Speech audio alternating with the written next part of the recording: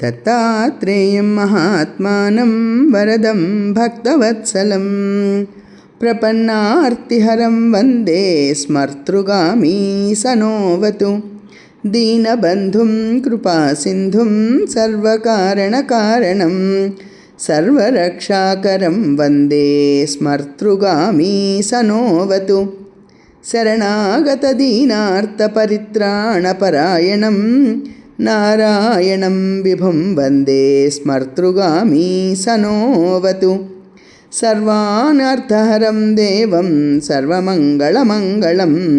सर्वक्लेशहरं वन्दे स्मर्तृगामी सनोवतु ब्रह्मण्यं धर्मतत्त्वज्ञं भक्तकीर्तिविवर्धनं भक्ताभीष्टप्रदं वन्दे स्मर्तृगामी सनोवतु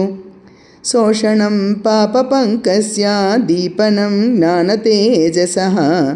तापप्रशमनं वन्दे स्मर्तृगामी सनोवतु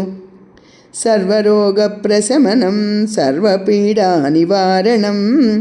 विपदुद्धरणं वन्दे स्मर्तृगामी सनोवतु जन्मसंसारबन्धघ्नं स्वरूपानन्ददायकं